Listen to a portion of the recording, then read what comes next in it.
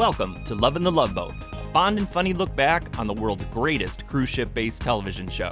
I'm Istvan, singer, songwriter, and TV fanatic. And I'm Michelle, pop culture enthusiast. Join us as we relive episodes of one of the most watched TV series of all time. Occasionally deviating to pop culture charts unknown. So come aboard, we're expecting you for another edition of Lovin The Loveboat. Hello. Oh, hello. How are you this? I can't talk. How are you this evening? Oh my gosh. I'm doing all right. How are you doing? I'm not doing well. It's been a long day. Okay, well, that's perfect. That's perfect precursor to doing the podcast. Hi, you guys. I hope that you've had a long day.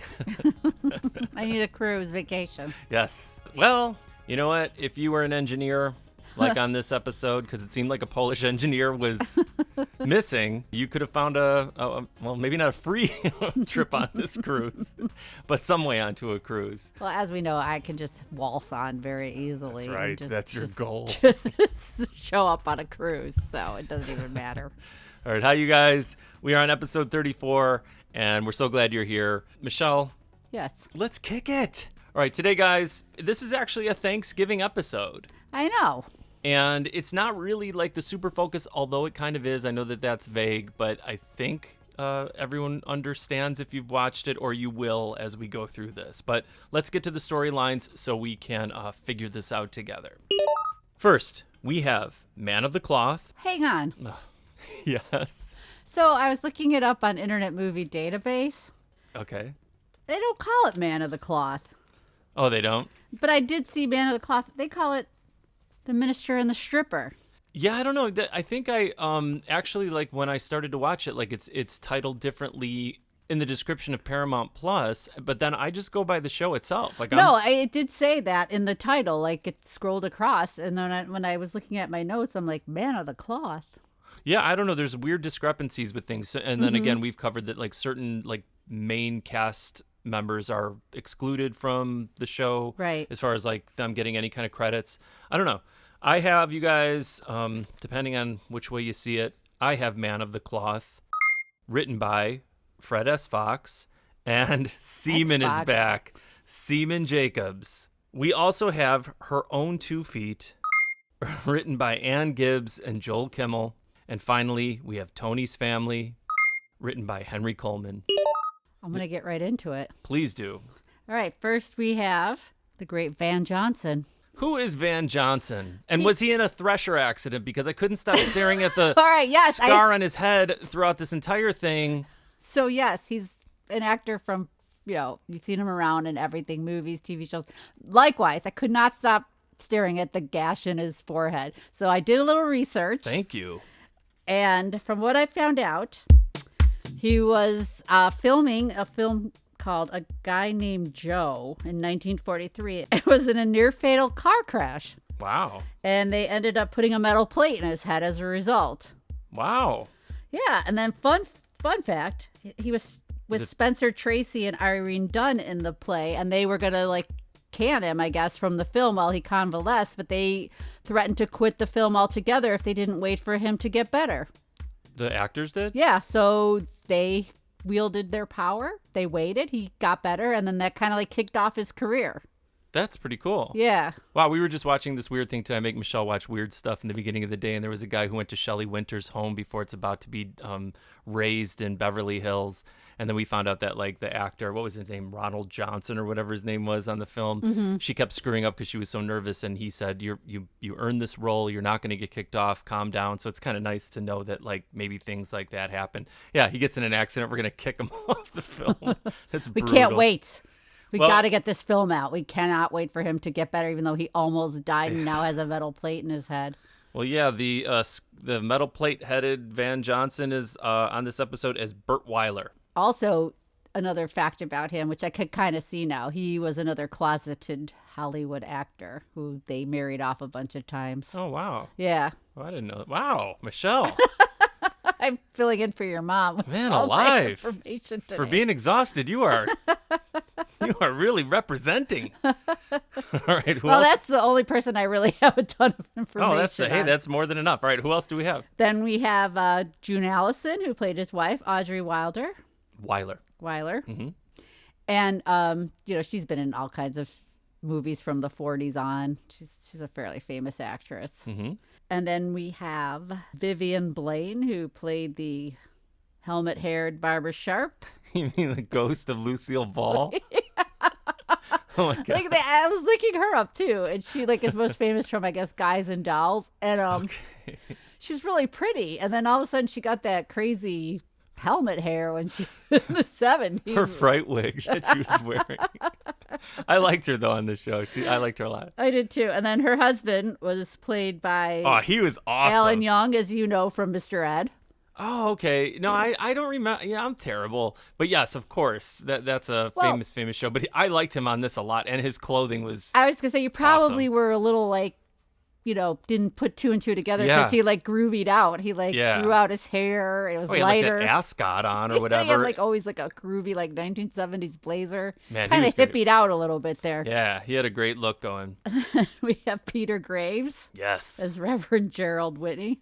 Yes. Mission Impossible, and as most people our age know, Airplane.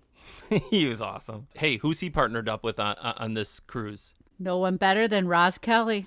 Pinky Tuscadero is on this cruise, but I don't think they ever say her name. No. She's even credited as Reverend Whitney's girlfriend. That's it. They never say her name on this. At least I didn't hear it. They don't even credit her with a name on it, which is weird. And then finally, Larry Storch. Please tell me Larry Storch is 2% Italian.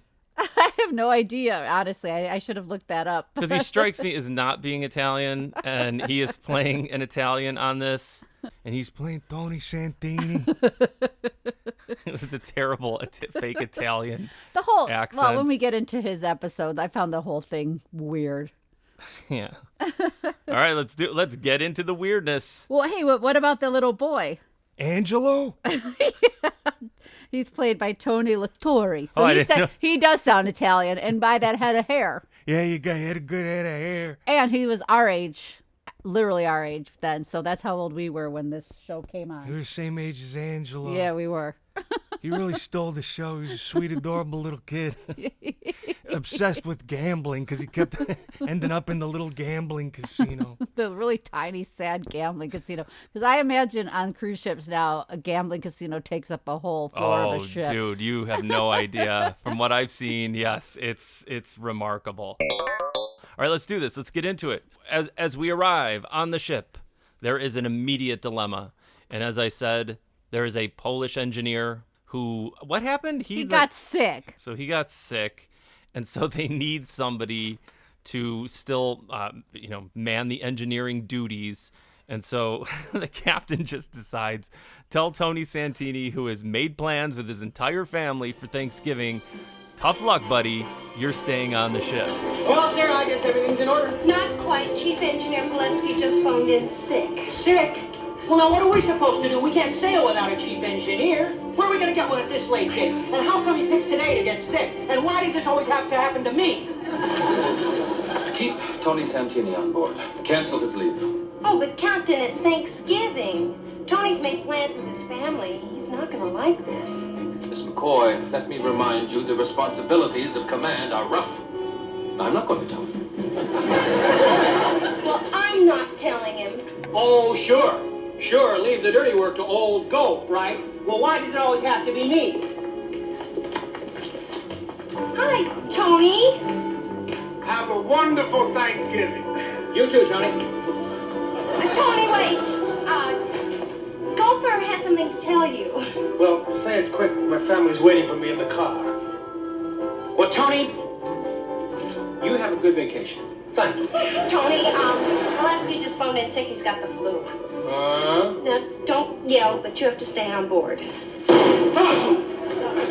I promised my family a vacation in the mountains and make all of the plans. And now you tell me I gotta stay on board and work when I'm not gonna do it. Tony, please, we can't sail without you. Julie, you understand. Renata and little Angela, they're waiting for me in the car. And with me, my family comes first. Tony, how would Renata and little Angelo like to take a cruise? Like, really, that's so terrible. Yeah, I don't know. The captain doesn't care, but it was kind of funny because he wasn't going to tell him, so he left it to Julie to do. I know, poor Julie. But they invite, like his whole entire family, and they only think it was going to be Angelo and Renata, but it turns out it is the whole crew. His mom, his uncle, a chicken. Okay, let me just say one more weird thing about this. They're like, he can't stay in his room because he has a roommate. Yeah. Well, why not have the roommate stay with somebody and then Michelle. That's ridiculous. Why would you? That's so silly. Why? Suggest. It's just so simple to move the roommate rather than try to find places for an entire family. Simple is one way of looking at it. Wrong would be another one. I know there would be no plot, and then there would Your be love boat, the one that you write, would be It's so boring. It would be incredible. You really should right now It'd be write the shortest episode ever. I would love it. It would be so great.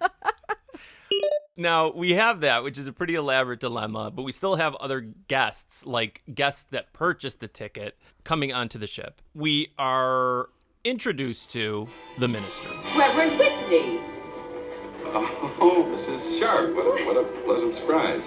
You can't escape the woman's auxiliary. They're everywhere. I don't believe you've met my husband. Reverend Whitney, Bill Sharp. Oh, yes, the empty seat next to Mrs. Sharp every Sunday. Conflict of interest. Sunday's the only day I can get to the track. I like to think Phil does his praying away from church. I do. But the way the ponies have been running, I need all the help I can get. This is just wonderful. I'll arrange for you to sit at our table, and we can introduce you to just, so many... Barbara. Don't worry, I'll do my best to keep her out of your hair. Coincidence that two of his parishioners are on the... Well, one, because the husband doesn't go to church. Yeah, I like him. He's gambling. He's a freewheeling dude. He has nothing to do with church. I liked his whole act. I did too. I liked his character. And then we are quickly, we quickly, it's very, very brief when Audrey Weiler and her husband Bert make it onto the ship because these guys are in turmoil because she is having a very serious ocular issue. They're just kind of whisked onto the ship to go to their room. Yeah, yet another blind person on a cruise ship. Was there a blind person before? Yeah. Who am I forgetting? It's like two. It was the young couple. I can't think of who. Oh, there's a pretty girl who was right, and blind. then she met her old friend from blind school, and then he wasn't that was blind with Desi anymore. Arnaz Jr., right? Yes. Oh, yeah. Oh, I like that one. So again, if I'm blind, the last place I'm going to be is on a cruise ship. So, Michelle, when we're all in Julie's cabin or whomever's cabin and they're divvying up the rooms, were you freaking out the entire time when they were deciding who was going to stay where? Kind of. This was funnier when the Marx Brothers did it. Put everybody. Don't talk, you're using up oxygen. Where are we going to put everybody? We can't put him in Tony's cabin. He's got a roommate. Well, we're just going to divvy everybody up.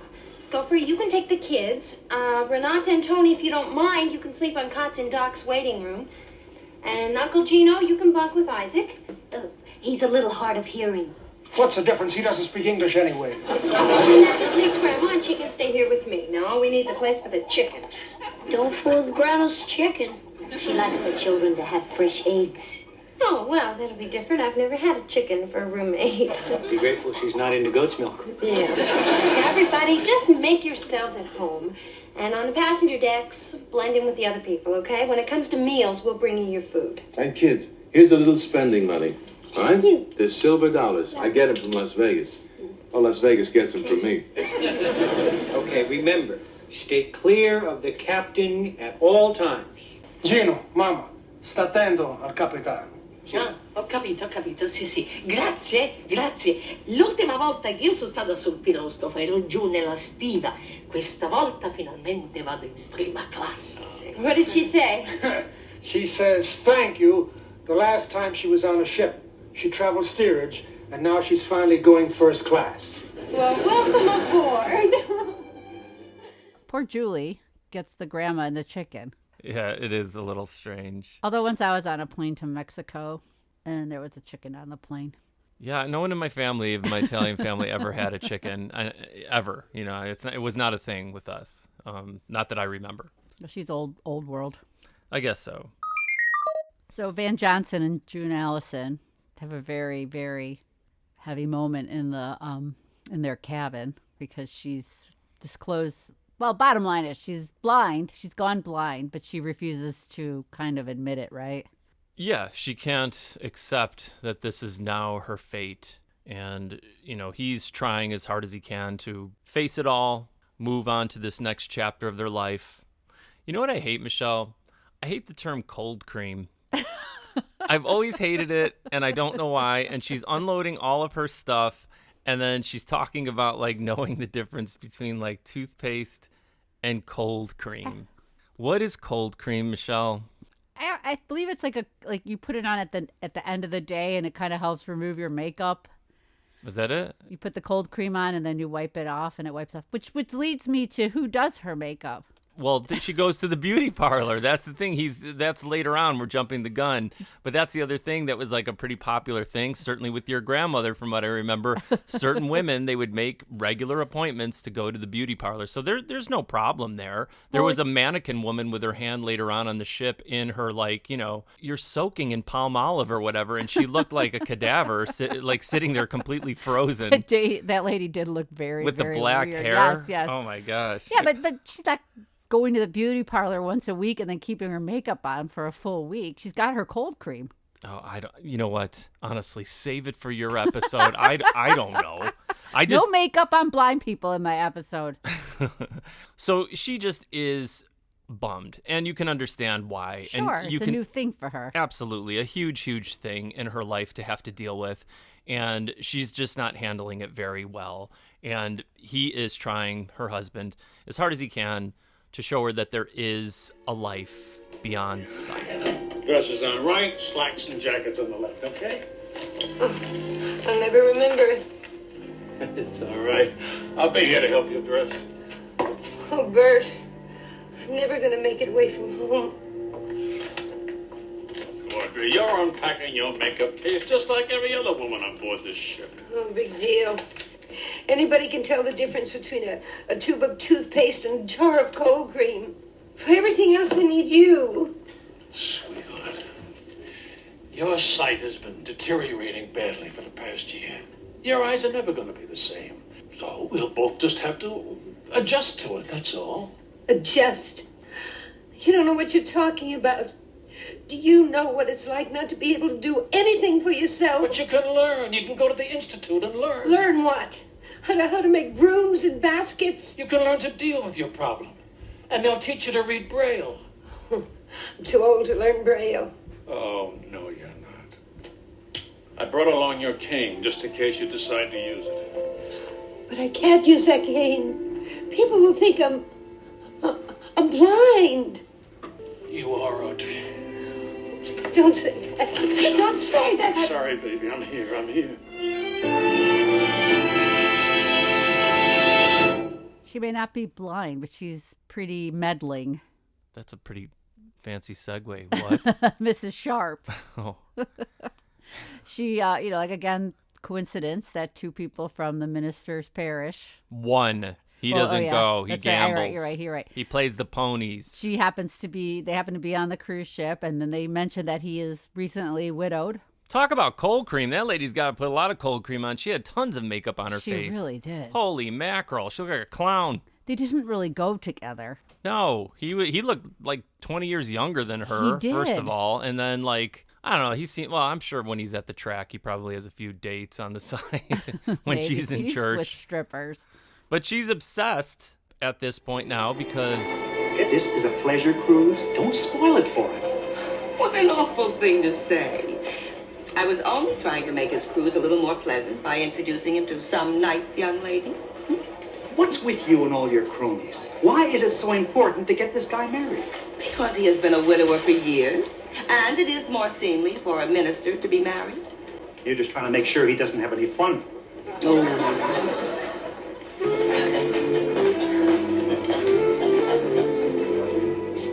Well, now that is a likely prospect. pick out his own girl. Remember what the good book says. Sex will find a way. That is not in the Bible. You have your good book, I have mine. So then Pinky Tuscadero walks in. But she seemed way too young for him, but what do I know? Yeah, really. She also talk about age disparity. She was like 50 years younger. I don't know. Maybe it's just because he has that silvery It could be. hair. He's probably, because he has that like straight up, probably had gray hair since he was 12. That's so. not great. That's like white hair. It's just like white, super white hair. That is something. We'd have to ask Doc, what is this condition when there's no pigment in your hair of any kind? Because it seemed like I can't remember. In Mission Impossible, I feel like he even had it, or it was maybe peppery. I have to look at some pictures, but whatever. Of course, she takes the seat next to him on the deck by the pool, and they hit it off. But the meddling lady decides that like she's gonna make sure that they continue to hit it off, because doesn't she say she's gonna mess with their dinner assignments? Yeah, they make a point of saying, I'm going to find out her name, and then we never get the woman's name. No. Yeah, then she's going to make certain that they're partners at dinner. I feel a nice, warm glow about this. You really outdid yourself, honey. Not only did you arrange for them to have dinner, but you also arranged for yourself to hear every word they say. Well, I happen to be a very interested party. I think I've had enough of your parties.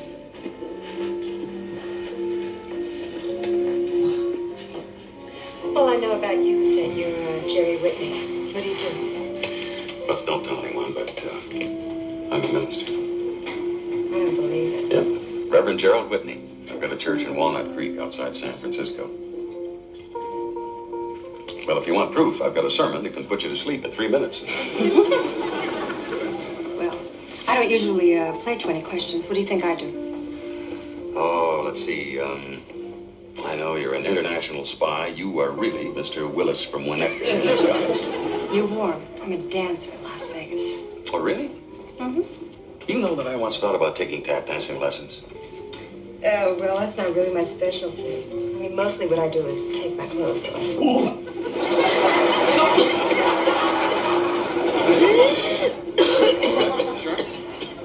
I'll overdo it then. Oh, what would you like to begin? Cocktail, prosciutto and melon. You're not thrown? By prosciutto and melon? No, I'm a professional. No, I've always considered stripping an art. I like you. Why don't you test me with that sermon? I bet I stay awake.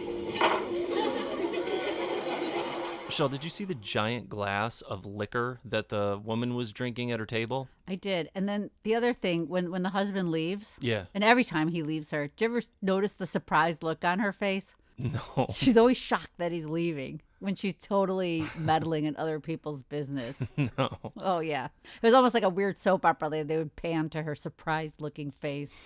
No. She was mostly shocked when she discovered that Pinky Tuscadero is an exotic dancer in Las Vegas. I'm surprised Doc didn't recognize her. Not like an ex-wife or something. Yeah, because he always has all these connections to Las Vegas, so you think that he'd know all of the people, all of the ladies. It's true, because earlier he had given the children of Tony silver dollars that he picked up in Vegas. Yeah, a little pocket money for the kids. Yeah. That was a cool move.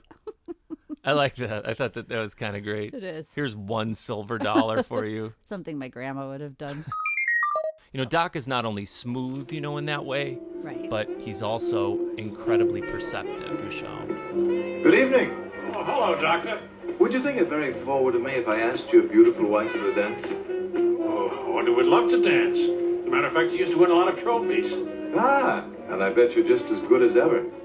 No, I'd rather not. Thank you. But I was at the top of my class at Arthur Murray's. Bert, please take me back to the cabin. It's been a long day. Please excuse us.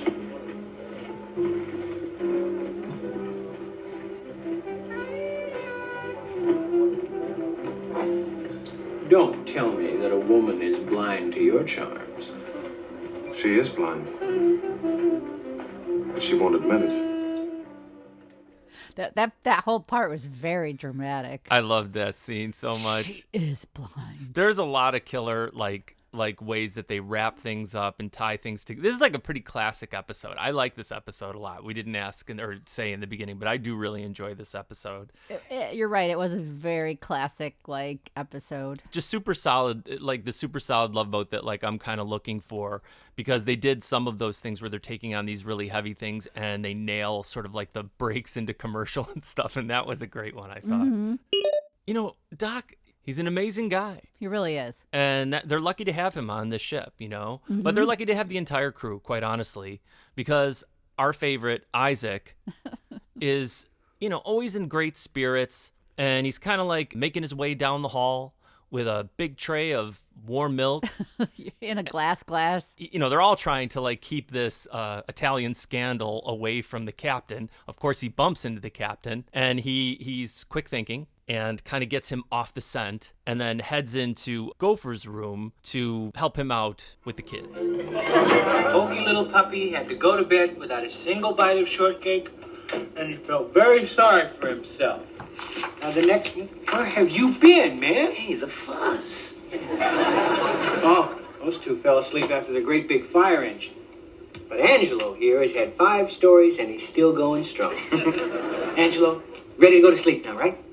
One more story. One more, okay?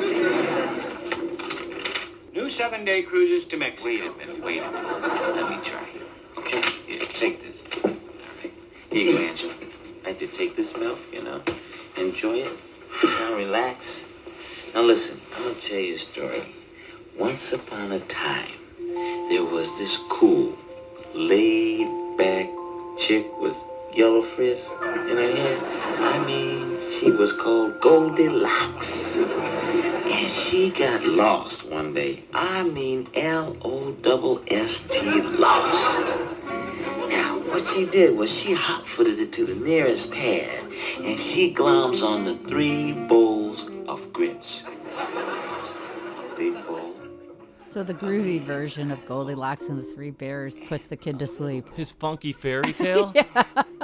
Did you see how he hypnotized Angelo into some sort of paralysis where I know the way the kid was laying. he looked like an iguana in like cold temperatures. It just like froze up. I don't know what he slipped in that milk. There was some sort of Mickey in that milk because that kid just like went into like some sort of like frozen state. It was a weird choice for Angelo. His method acting. I'm gonna go out like a light on this one.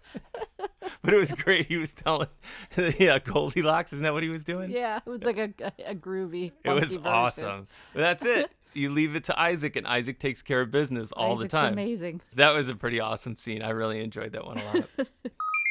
Let's talk about the chicken. What about it? I always like when the captain like thinks he's going crazy, and then like he's hearing the chicken, and he's asking people if they hear a chicken, and they're of course all saying no. But then he goes to talk to Doc about it. He was so concerned that he had to see the doctor. I think I'm hearing chickens. Good morning. Morning, Captain. Doctor, I need to... what are these cots for? Cot drill, you know, like a lifeboat drill. Adam, look, I want to ask you something, and I don't want you to laugh. Go ahead. Just don't laugh. You're going to laugh, that's for God. No, Captain, I'm not going to laugh. Well, if I can't trust the doctor, just don't laugh. Marrow. All right. Have you seen any chickens on the ship? No, sir. Have you heard any chickens? No, sir. Oh. Well, just my imagination, I guess. Thank you, Doctor. Thank you. And then Doc Michelle laughs his ass off. That was excessive. I like that, though. I thought it was great that he was just laughing hysterically at the captain because he knew that he's not crazy. He knows what's going on, and he was just enjoying that he was kind of mildly tortured. Now, Michelle, when you stow away onto a ship, Yes, it's just a matter of time. it really is. I'm curious, will you have a pair of like wedges to wear? Will it just be sandals? And when you go swimming, will you keep your pantyhose on? So funny. I totally have that in my notes. Like when they go back to her hotel room. They had just been swimming, the Reverend and Pinky Tuscadero. They're coming back from the pool. At some point, he talks about his trunk still being wet. She full-on has pantyhose on. She is wearing nylons with her swimsuit. Every woman has pantyhose on all the time when they have shorts on, and it's such a bizarre look to me. It's not a cool, but maybe attractive it was look. some It's kind of weird. like practices and standards thing that they had to have it on or something. Like they couldn't show that much bare leg, or I don't know. See, I think it's brave that you just showed your dyslexia to everybody. Practices and standards, not standards and practices. You were so brave. We're going to get through this together. Michelle, thank you for sharing this with the audience. And you know, nylons were very popular back then, too. They were. It's just a weird thing. And I the didn't egg. understand. Yeah, the egg. Legs. It's called legs. Legs. Yeah, but after this, like, it was weird because, like, Gary, what's his name? Gary Collins? What's his name? What's his Gary Collins. Same kind of hair. What's this dude's name? Peter Graves. Peter Graves. He's a little forward. Like, yeah, he closes the door and right. he kind of opens it. Not kind of. He just went right into the room. And I thought I thought a red buttons moment was about to happen. And I got a little nervous because did too, I didn't he's a want, reverend. oh my God, I didn't want that to happen. And then he came into the room and maybe because he didn't mean anything by it. And she didn't want him to misconstrue that, like, she was easy because she was a dancer. Correct. Because she was really starting to like him and vice versa. And then they just have like a nice moment with each other. But a Michelle Mike coincidental moment happens because as he leaves the room with his damp trunks, who's skulking down the hallway? Helmet head. Oh, good morning, Mrs. Sharp. But that's not what it looks like. We just came from an early morning swim. Mm-hmm. Uh-huh. You want to check my trunks? They're still wet. I am shocked, and I don't care if you know it. Now, if you persist in carrying on with that sort of woman... Woman of what sort? Well, the sort of woman who would just... A woman who would be good and kind and wouldn't take a pot shot at another human being if her life depended on it. Well, I just hope you have sense enough not to let this go any further. Mrs. Sharp, no, this is really none of your concern. Probably not. But the Board of Trustees will certainly make it theirs.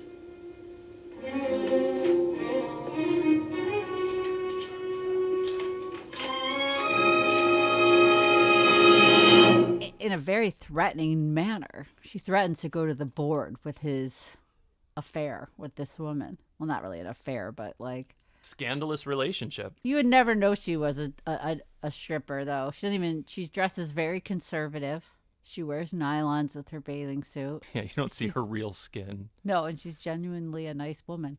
Yeah, she just shows two legs that look like hot dogs walking around the ship. So it's like, that's as modest as you can kind of get. Maybe while that still needs to being make a comfortable. comeback. Ugh, can only hope.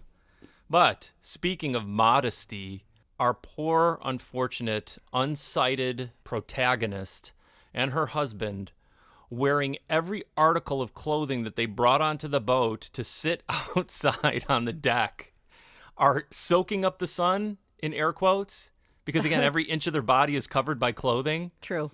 He's like a suit on. Full sport coat, shirt, pants, weird red socks and shoes, casually reading a book. And then she's got like, I don't even know. She has a full, like outfit on as if they're about to go to dinner, but they're sitting in two, deck chairs talking, and he's still trying to make the best of it. And she is still sad as can be. And he tries to throw like, the incentive of hitting the beauty parlor. Why don't you play shuffleboard? You know you love shuffleboard. I'll just sit here. I won't leave you here alone with nothing to do. How about dominoes? Oh, Bert, you know I hate dominoes. Then we'll just relax and enjoy the sun. I've got an idea.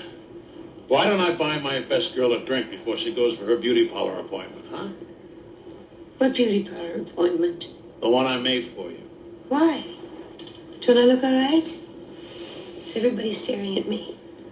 Audrey, nobody's staring at you. But you always went for your beauty parlor appointment once a week. Why change now? Everything's changed now. Not relaxing are the crew. Yeah, they can't get no sleep. They got all these. I could not. Can you imagine having just strange people being in your room with you? Well, some old woman and her chicken, or two, like Gopher's got kids in it. Why didn't Julie take the kids? Right. It's so crazy, the decisions they make sometimes on the ship. And where was the uncle? The uncle was with Isaac. Oh, he was? Yeah. And then also, the couple were, well, Doc had it the best because the couple were in the front part of his office, so he still had the back part of his office to sleep in. But is this the part, though? This part made me happy, maybe. Is this where, like, they go and then they smell the Italian food coming out of the room? Could be. I think it is.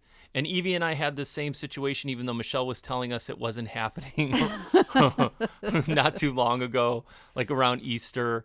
And to me, honestly, there is no better smell, honestly, than what they were saying is Italian food is the greatest thing in the world. So they go in and the whole family's making pasta, and that's something that I relate to very much growing up. And it's a wonderful thing, and they're all having fun. Isaac goes out to go get some Chianti. And so they're all just having like a great lunch. But what happens, Michelle? Chicken escapes. In my considered professional opinion, I'd say you have a sore back. It's been that way all morning. I hope Uncle Gino slept well. No one over 8 years old should have to sleep on a cot. Oh, you think babysitting is more fun, How about sleeping with a chicken clucking all night? At least you know it's real. The captain thinks he's losing his marbles. Wait a minute. Why is my mouth starting to water? Garlic. Onions. Tomato sauce. You're all losing your marbles.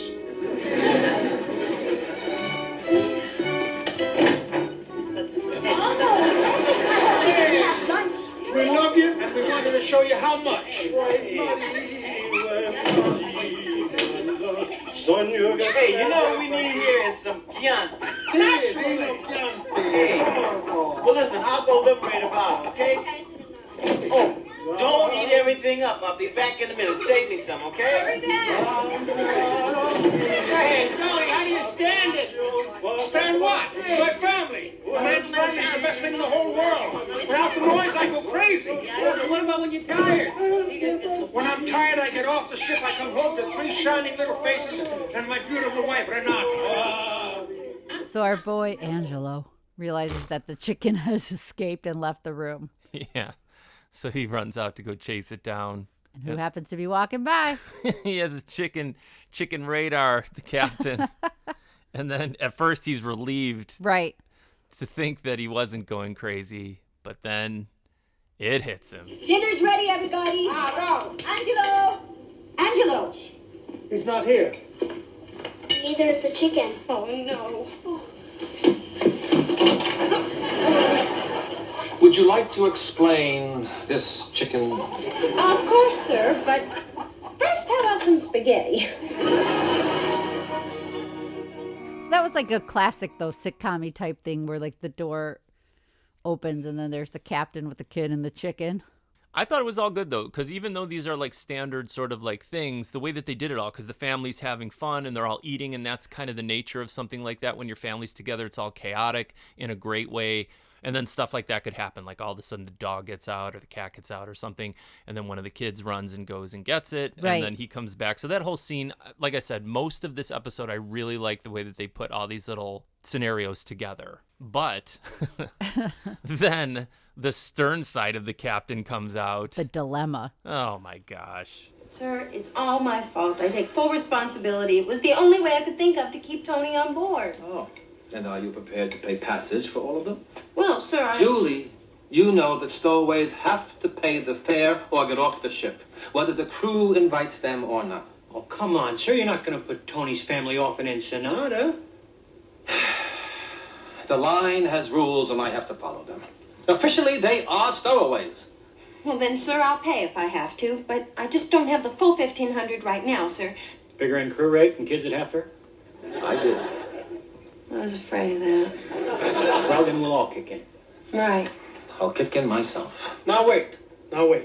Nobody pays for Tony Santini's family except Tony Santini. Now, this cruise is on me. I may have to put in a little overtime, like 10 or 12 years worth. Now, don't worry. Here we are, compliments of the cat. I'm not going to lie, $1,500 for 5 people or whatever is reasonable, I suppose, on a cruise. But not when you, well, but here, yeah, okay, I know what you're going to say.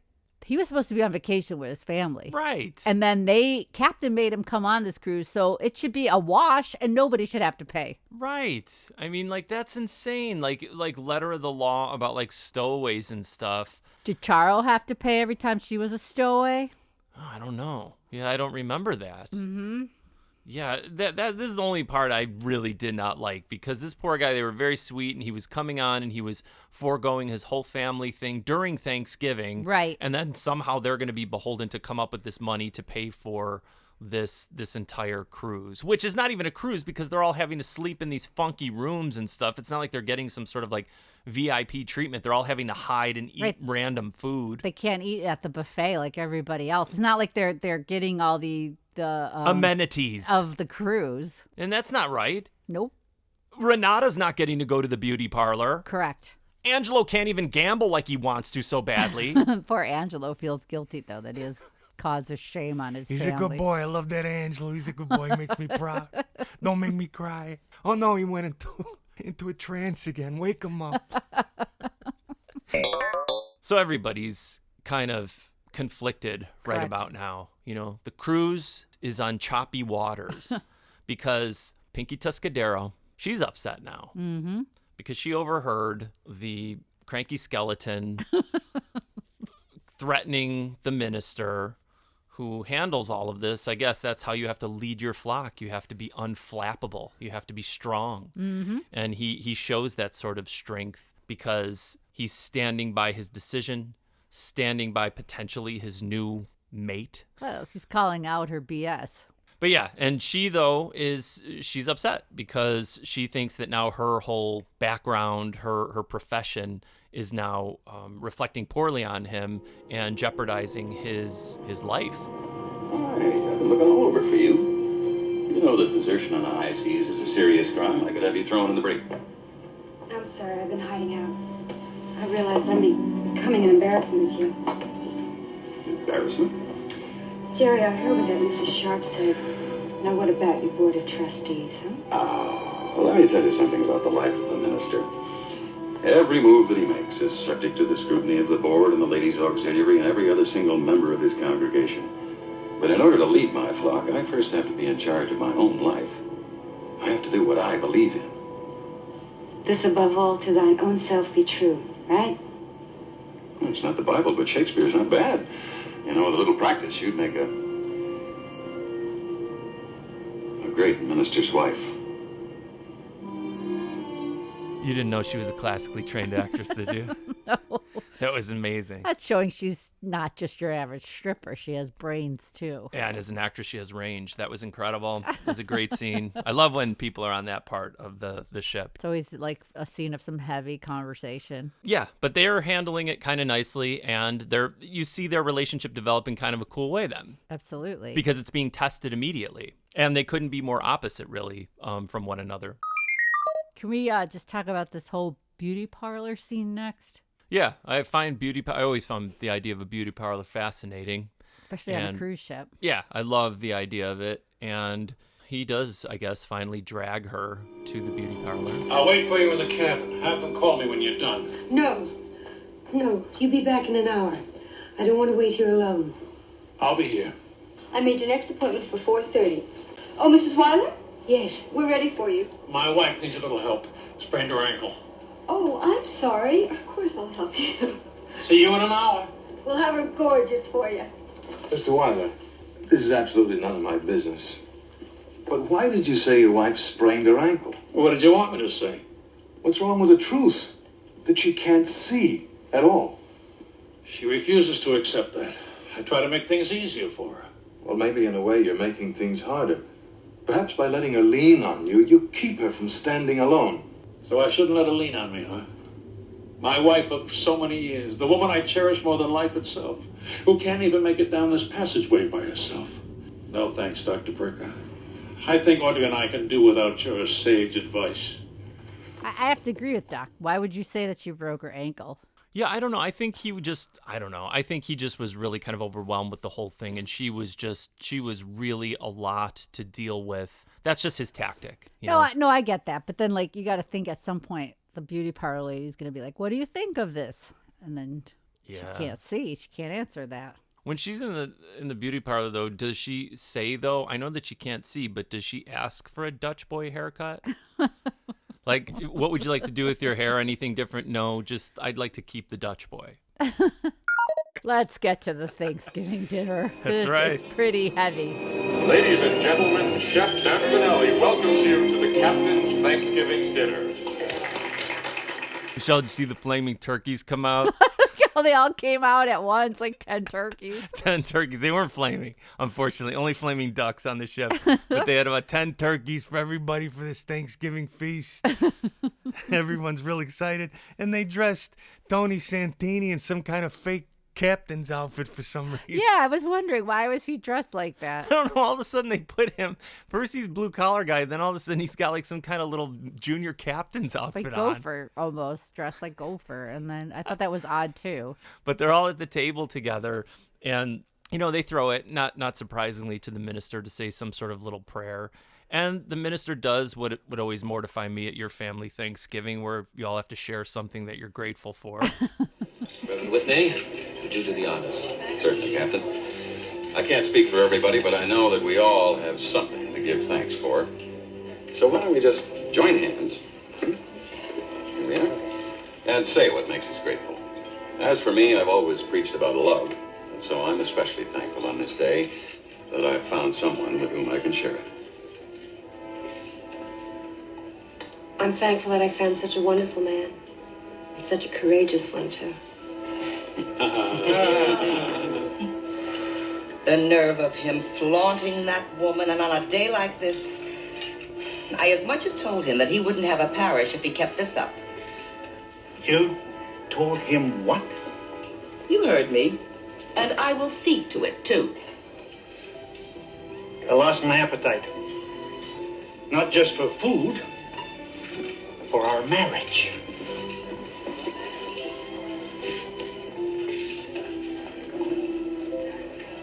What I have to say, I'll say it in Italian out of respect for my mother and my uncle who speak no English. Mamma, una grazia speciale oggi. Addio. Per prima volta, con tutti in famiglia, allo stesso.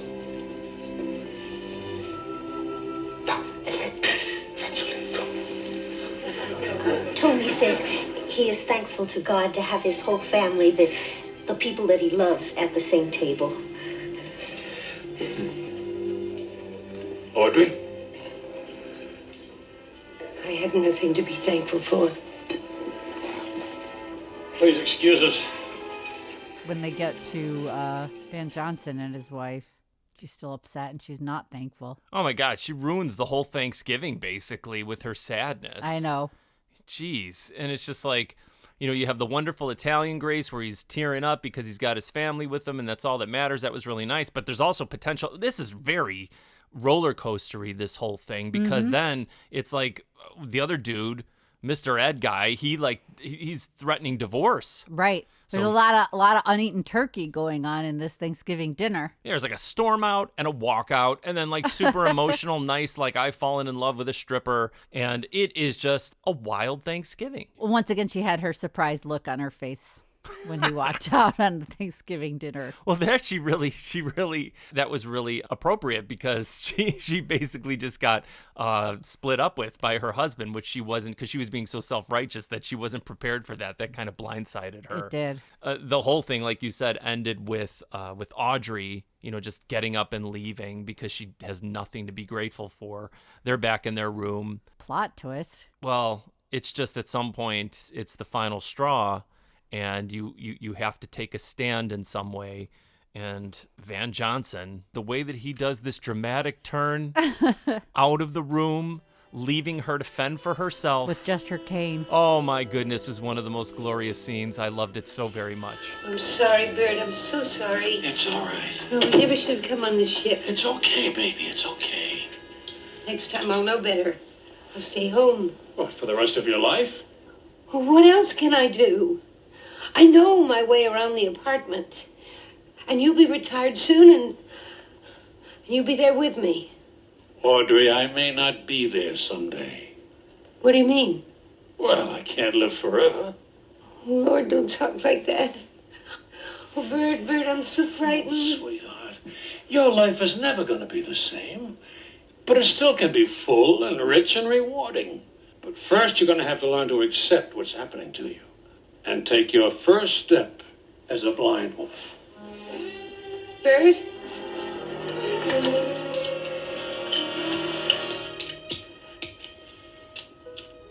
Now, here's your cane, baby. I'm going to the lounge. It's to the right at the end of the passageway. I'll meet you there. Bert, please don't leave me.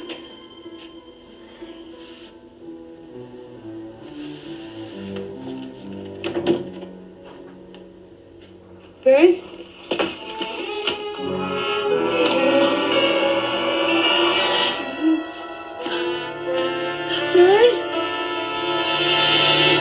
I do appreciate, though, that he tells her what direction to go. She can't see, but like, make her right. He gave her directions. And he heads, well, like, where he goes off to the bar and to see if this has the intended impact. While all that's happening, you got Alan Young back gambling. Yes, he is. And Boney Maroney comes chasing after to see if this divorce is really true. Phil, were you serious? I'll get an apartment just as soon as we get back. Should be able to move in inside a week or two. Meanwhile, I'll just stay in a hotel. You are serious? Uh-huh. Why? Somewhere along the line, we started thinking differently. I don't understand. You've become so self-righteous and narrow. Sometimes you do things in the name of your church that I don't understand. Maybe I'm equally responsible. Maybe I shouldn't have spent so much time at the track. But we're all sinners, Barb. No one is holier than the next. I was holier. I made the church a substitute. I've let my marriage go to pot, and now I'm going to lose you. Oh, Phil, what would it take to make you stay? No, don't answer that. I'll go, and I'll talk to Reverend Whitney right away. I'll take back everything I said. I'll change, Phil. I mean it. Oh, dear. Phil, let me. I'm not going to lie. Yes? We could use that speech right about now. He was great. Everything he said was spot on. We're all sinners. And I think that's what the ship, it's always trying to teach all of us. Absolutely. You know, take it easy. Enjoy yourselves. You know, it's like I heard the song, you know, it was kind of sad from the passing of the lead singer of the Specials, which was terribly tragic. And the song, like, Enjoy Yourself. You know that one? Mm-hmm. It's, yes. You know, it's later than you think. And it's like, I think that's the message really of all of this. And I agree with you, Michelle. I absolutely agree. Van Johnson's wife could have used that speech, but who shows up in the lounge? This is one of my, also, another fan, maybe the best scene of them all, you guys, in my opinion. Mr. Weiler, I'm sorry if I upset you this afternoon. Doctor, you're the first one with nerve enough to tell me the truth. Is Mrs. Weiler okay? I hope so, Isaac. I just left her in the cabin alone. I told her I'd meet her here. It's the hardest thing I've ever done. Maybe I should go to her. I don't think you should leave just yet.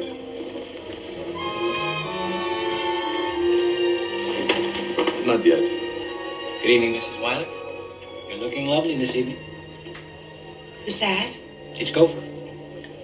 You know, if I were your husband, I'd start getting jealous. You're much too beautiful to be left alone. Good evening, Gopher. Good evening, Captain. Lovely lady. Rumor has it that you're a pretty fair dancer. Ah, you see? There you go. wolves everywhere. What'd you do, Eddie? I may not be John Travolta, but I think I can bumble through. I don't know. I'm blind, you know. Well, I'm tone deaf myself, but I think between the two of us we can do a pretty fair foxtrot. This way.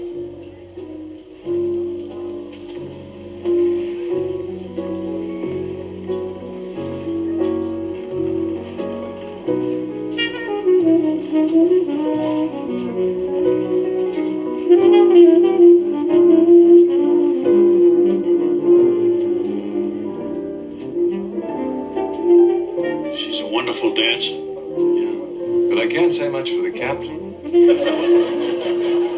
I think she deserves a better partner.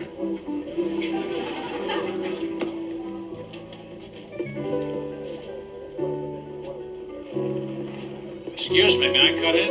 Well, I think a man should be allowed to dance with his wife.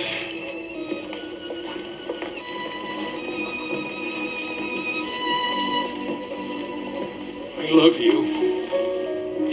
Well, I was so wrong. And I'm so ashamed. I do have something to be grateful for. You.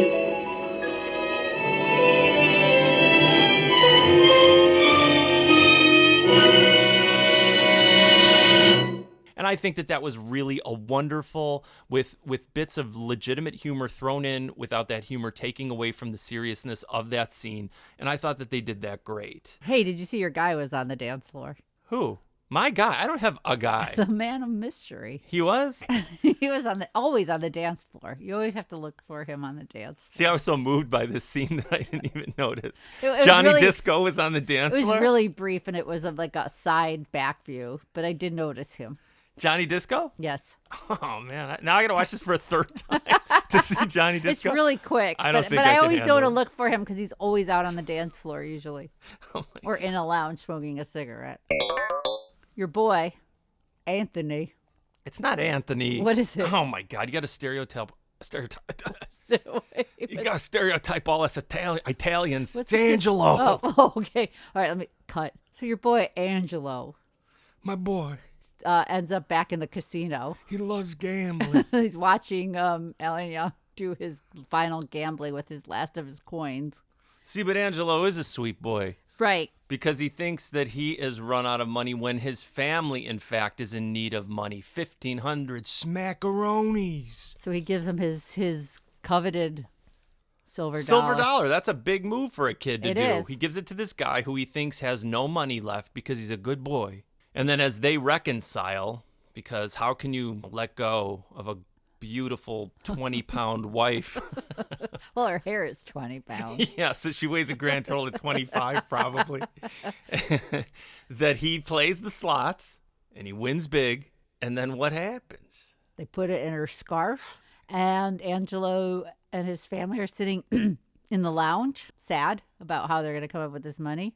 I don't know if they were sad. No, they were concerned. The Italians know how to party, and they were having a good time. You're right. They were having a good They were time. good with drinks with umbrellas in it. Yeah. Lo and behold, which was nice, he gave them the money. Oh, and that also was kind of weird because he's sort of like the freewheeling guy, and he didn't pocket the money himself, and he's not the religious guy, and he was honest and then brought that money. That was the whole point of cool. the thing is like he's not the religious guy, and he didn't go to church, but he acted way better than his wife did, which is what I'm saying is. Yeah, some of the people sitting in the front row of these churches, and they're doing the worst of the worst, while the other people, like you and me, baby, we're out there fighting the good fight every single day, trying to bring joy to people's lives. So, and he has no idea that they owe money to the cruise line. So he's like honest, and he's like, you gave me this money, so this is your money that I won, because the kid can't gamble because he's not old enough. Yeah, that was kind of cool. Yeah. So that wraps that family's cruise up real nice. Yeah, because Angelo's going to pay for the whole family now. Mm-hmm. Man, that's awesome. I know. Happy Thanksgiving, everybody. Right. And aren't the stripper and the minister going to get married? Well, it certainly seems like it, as they are now all best buddies, and they're leaving the cruise together. I believe that's what the other woman is kind of insinuating. All I can say is, if that women's auxiliary or the board even dare to open up their mouths, they'll have me to answer to. Thanks, Reverend. Oh, and Reverend, thank you for understanding. I think the Book of Solomon says it best. They that put their trust in him shall understand the truth. And the truth is that you're a very fine woman, Barbara. All I can say is I have learned more on this cruise than I have in a month of Sundays. And they bump right into the Weiler family, who are now, they have a new lease on life in a way. And they say their goodbyes. Mr. and Mrs. Weiler, it's been a pleasure sailing with you. It was our pleasure. Well, what's next for you two? Well, Audrey's going to teach youngsters dancing at the Braille Institute. Yes, just as soon as I learn a few things myself. Poor Bert, he's going to have to get along for a few hours a day without me. We're going to make it just fine, Doctor. Mrs. Weiler, good luck to you. Goodbye. Thanks for sailing. God bless. I like her attitude now. Yeah, she's got a new lease, a new freewheeling attitude. Dancing at the blind school. And then Buonasera, Michelle. It's time for a Larry Storch with it. I gotta go home. A terrible, offensive Italian accent. I'll let it slide, Storch. Storch lived, didn't he? He just recently passed away. That made me bummed out, man. He was almost like 100 or something, wasn't he? He did just recently die. But he was, he's a pretty old dude. He was 99. That's what I'm saying. I see, almost 100 years old. Yeah, that's crazy. Because you had that Chianti, and it keeps you alive. Olive oil, garlic, it's an antioxidant. You live forever. And they all say goodbye, including the chicken. There you go, Angelo. Paid in full for 6 passengers. Tony, I want to thank you for sharing your family with us. It was a wonderful Thanksgiving. Thank me, Captain. Thank you. Thank you, Captain. Thank you. Thank you. Thank you. Tante grazie, capitano. Mille grazie, capitano. I think he's happy he's not a turkey.